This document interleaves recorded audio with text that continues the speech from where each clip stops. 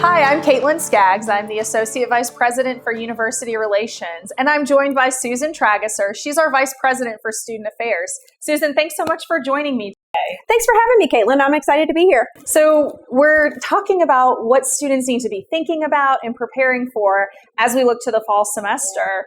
When you're looking ahead to the fall, what makes you most excited?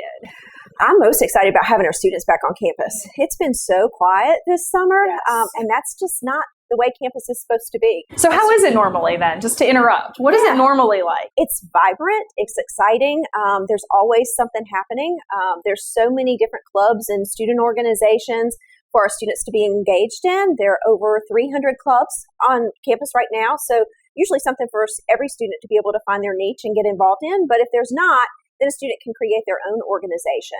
We also have Student Recreation and Wellness, Center for Diversity and Inclusion, which is a home away for home from students, and many other opportunities for students to get engaged, such as Greek life, fraternity and sorority life. Yeah, so from what I'm hearing, there's something for everyone. Mm-hmm. And would you say that no matter who you are or what you're interested in, the most important thing is to find that connection point? Isn't that a key to success for our students? It is. What we encourage students to do is to try at least one thing. And make sure that they get involved in something, because that's going to help them build community. And building community is going to help them make Radford feel more at home. And I have a feeling that when Radford feels more at home, when you're more connected, the other pieces fall into place, the academic success and the general happiness and well-being. So that's one kind of cornerstone element to the Highlander experience. Absolutely. That's really great. I like that advice too of the try at least one thing. I think that gives students something really actionable to do, some real clarity around a step they can take. That's wonderful. So when you think about our students, what is it that makes you most proud? How long do we have? I could talk all day about what makes me proud about our students. I would say that the thing about our students that makes me the most proud is that they're determined and they're passionate. Our students work so hard, and they don't let things get in their way.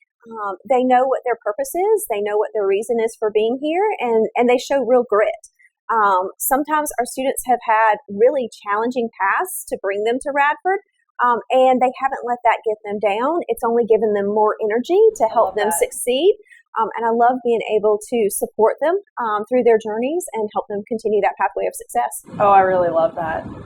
Talk to me about the role of student affairs. That's a really big, broad umbrella. You have a lot that goes on in student affairs. What are some of those things?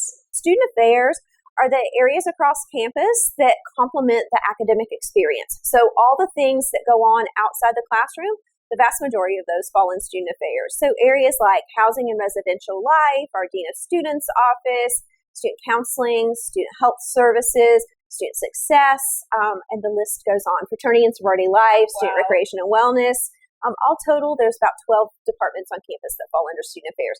All the areas that are here related to programming and support services to help our students be successful and get engaged. Wow, so what I'm hearing is we have a lot of different folks on campus who stand ready to help our students with whatever may come up across their Highlander journey. Absolutely. So you mentioned one, though, that I think we should dive into a little bit deeper and talk a little bit more about the purpose of the office. You mentioned the Dean of Students office. Can you help our students, help our families understand more of what that office does? The Dean of Students office is an office that I refer to often as the place you go if you don't know where else to go for help.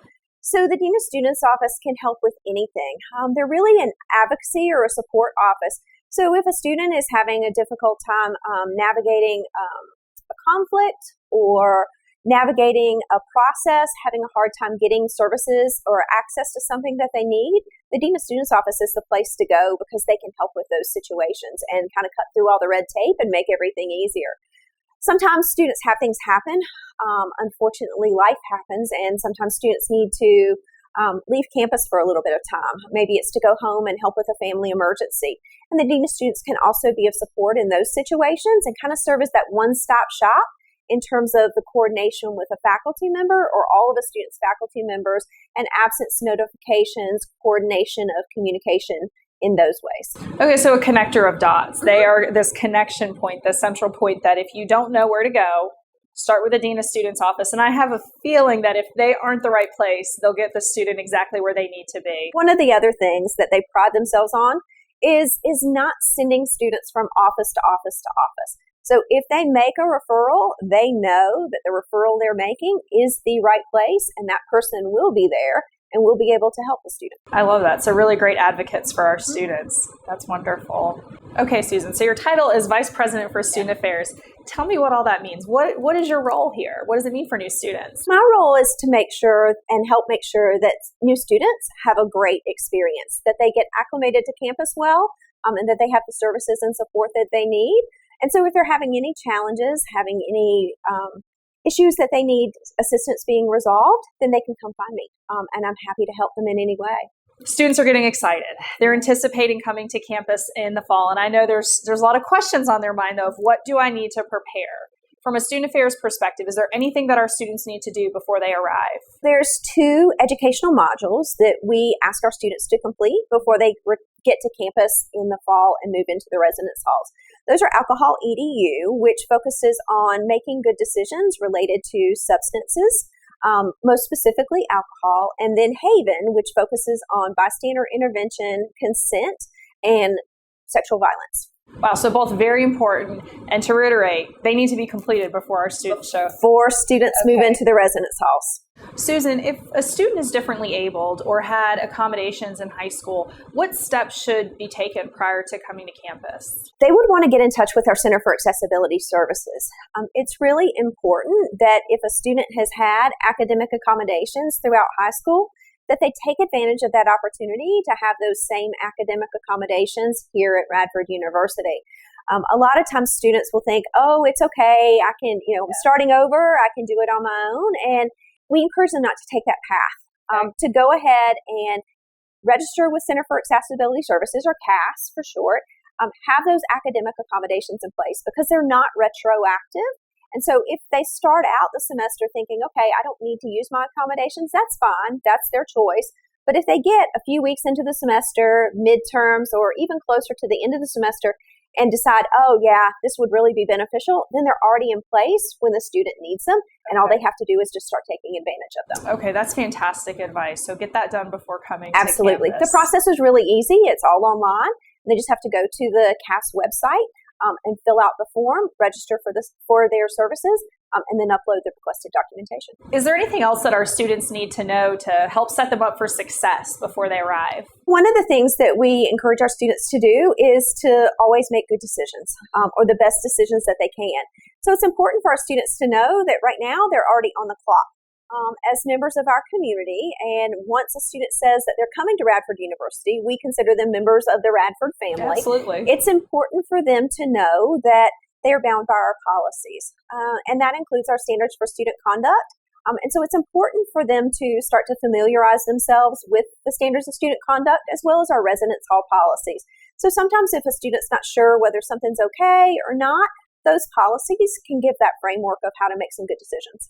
All our students are getting a quest guide as part of our orientation experience, but what other resources are out there, or how would they navigate getting more support or questions answered? I would encourage them, once they've reviewed the quest guide, to go to different websites. So for the offices where they're seeking information or have questions about a specific service, or looking for some specific information about programs or something that's going to help them get set up on campus once they get here, go to that specific website, look for the information there. There's likely to be some important dates that are listed on those websites. And from there, that'll have contact information, and they can always reach out to those offices for more specific questions by phone or email. We may have some students who are a little bit nervous, anticipating August, anticipating all that it means to be a college student. I think that's only normal. What would you say to those students? Well, just as you said, Caitlyn, the nerves are normal. I would expect that. But we know that our students that are coming and joining the Radford family in the fall, they're ready. We know that they've got this. One of the analogies that I've used in the past is I've encouraged students to think back to the start of their high school career, how they felt as a freshman entering high school. And things were probably a little bit nerve-wracking, unknown. There was change at that point in time, and change is always different. But as they kind of continued through their high school career, they got more confident, and they knew that everything was going to be okay, and they started to accumulate those successes and achieve more and more successes as they went through each day and each year. And that's going to be the same way it is here at Radford. So change is hard. Things may be a little bit new, anxiety provoking, or whatever that may be for them. Sometimes students are homesick when they leave home for the first time, and that's okay, but they should know that we're here to support them. We're here to support them every step of the way. All they have to do is just let us know what they need. And we're also here to celebrate their successes. That's really important along the way. And know that as they keep getting up each day, keep putting one foot in front of the other, it's going to get better, and they're going to feel better and better each day. I love that advice. That's wonderful advice. Wonderful perspective too. And one thing I've noticed about our campus is it's big enough that they have all those great opportunities. There's opportunities to get plugged in so many different groups and organizations, but yet I love that we're close-knit and people are known here. Students are known. We know faces and names, and I love hearing you talk about all our students by name. You always know everyone's name. And I think that's a great thing about who we are as a Radford family is we know each other. Well, and that is, everybody always says, oh, really? You say it's a Radford family, but it is. It really is. Our students look out for each other. Our faculty look out for our students, and our staff look out for our students. And it's just very real and genuine. You mentioned that there's all sorts of organizations and clubs and activities, and our campus life is really vibrant. Yeah. How do students find out what's going on? So there are two ways that students can do that. The first is through Are You Involved, which is our app that helps students know what events are happening, where they're happening. There's two ways they can access that. As I just mentioned, we have a new app this year that's rolling out over the summer. So for the first time, students will be able to access from their phones. They'll be able to personalize Are You Involved? And the app will also have geo-tracking. So wherever they are, they can find whatever's happening on campus in that location at that time. They'll also be able to log in through their My Are You portal and access that information on Are You Involved to get some additional details. So tell me about how you're able to engage with families of our students. We consider the families of our students to be our partners. It takes a village to help our students be successful, and a significant part of that is their families. But the important thing that I think students need to know is that in order for us to be able to fully partner with their families, we need them to sign or to consider signing what we call a FERPA waiver.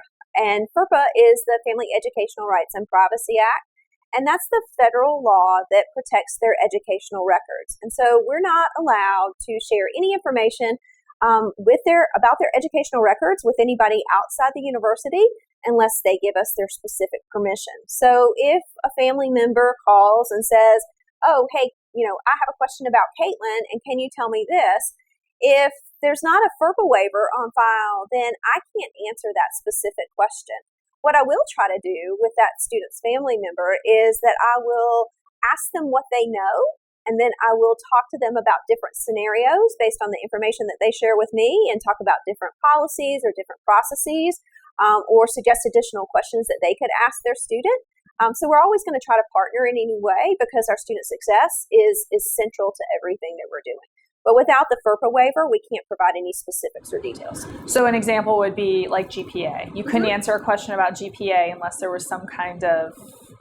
Absolutely. Okay. Or another example is sometimes students have roommate conflicts, or they may be trying to navigate an academic situation. Or every once in a while, a student makes a mistake and they find themselves engaged in the conduct process. And sometimes a family member will want to help them and support them through that process, as they should. We welcome those engagements and we welcome those interactions. But without the FERPA waiver, we're not able to have those specific conversations or let that family member be engaged in those ways. So it sounds like to me, if families should be having those conversations about what is that going to look like, what's our comfort level, what are we going to have in place so that they're prepared should anything come up. Those partnerships are really important because we all want to make sure that our students are successful, and families want their students to be successful as well. Absolutely. So families undoubtedly have a big role in the student's success.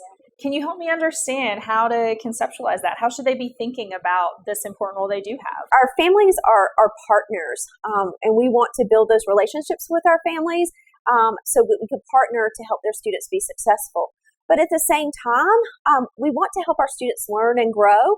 And knowing that being away from home for the first time for a lot of them, and having those first opportunities to navigate situations on their own, make decisions on their own, and work through problems to get to the other side is an important part of their journey here at Radford University. And it's going to help them not only build skills to help them be successful here, but it's also going to help them build those skills that they need to be successful as they move into their careers. So we do work with our families and ask them to maybe consider taking a step back. We know that their first reaction, that gut reaction, is everybody always wants to fix something. That's natural. There's nothing wrong with that. But resist that urge. So we've got a little bit of a safety net at this point because we are partnering together and we are communicating. So let's work together to coach their student in terms of how to go to the office where they need to seek support, or how to ask those questions once they get to the office to start to help students develop those skills so that they can navigate situations on their own. Yeah, I like that. It's about empowering them for the long haul, giving them the support they need, but also encouraging them forward to take the right next Absolutely. step. It doesn't exclude their family from the situation or from the process, because it's still important that they're involved, but we're helping their student continue to develop important life skills to be successful on their journey. So the Radford University mascot is a Highlander. What is a Highlander? Our Highlanders are responsive, resilient, and real. And so they look out for each other. They are active and engaged in service. And so they're authentic. They know who they are, but they're still growing. And so they're reflective as they're continuing to navigate and form their own passions and identities and dreams. Susan, thank you so much for joining me. This was a great conversation. I know that this is going to be so helpful to our students and our families. Any final words for them? I would say just know that we're here and we're excited for you to get to campus and can't wait to help you get started on your journey here at Radford University. Know that we're here to support you and cheer you on and celebrate you every step of the way. Thanks for having me, Caitlyn.